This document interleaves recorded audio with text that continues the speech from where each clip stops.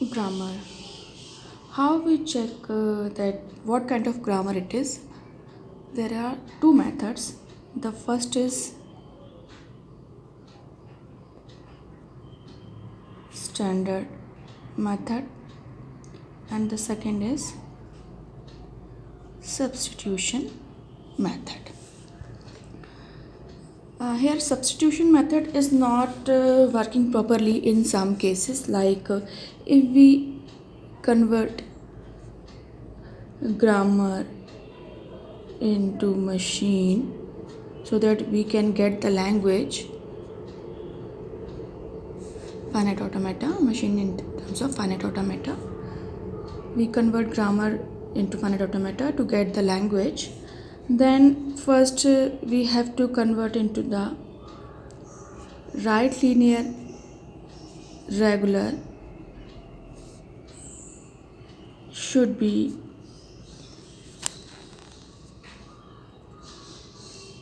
regular. In that case it is okay. But if the grammar is left linear, right linear we can convert easily into the machine. But in the case of left linear, first it should be converted into the right linear, then only we can work on it. So this is the problem with that substitution method, in which we convert grammar into language through machine, or we can say through finite automata.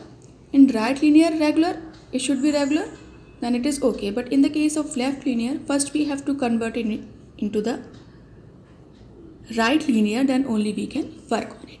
That's why substitution method is not working in some cases. That's why we take standard method. What is the standard method? Standard method is called production method.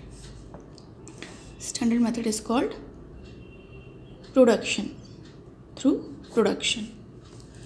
In production, suppose u tends to v means left hand side goes to right hand side, or suppose a supposed to ab, it can be a grammar, but a tends to ab, it cannot be grammar, because here small a is a terminal, as we discussed earlier, and we cannot break it further because it is a terminal. So now let's understand what what we can do when the grammar is context free grammar, or we can say CFG. This is called type 2 grammar. Type 2 grammar. And according to the hierarchy, we know that CFG and EDA are equivalent. That means it can be converted by same standard method.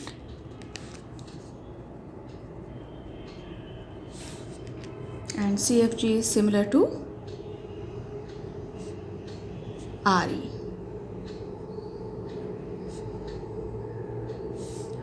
As we know earlier that every grammar has 4 tuples. In the same way, CFG has 4 tuples. What they are? VTPS, variable terminal production start state. So variable will be finite and always be used in capital letters, and it performs as like a state in PDA. And terminals also finite, and they are similar as alphabet.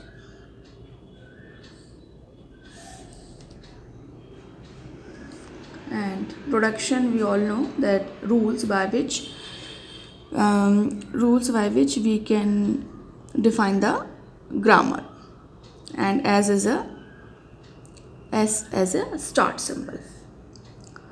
So what exactly context free grammar have? Every production should be in the form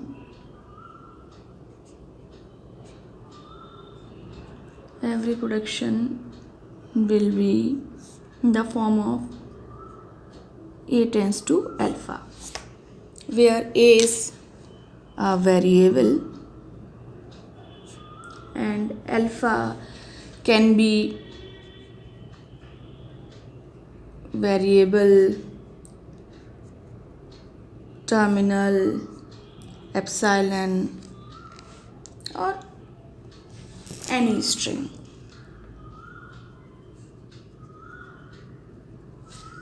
Or we can understand like this: alpha can be variable plus terminal star, can be any combination of variable plus variable or terminal.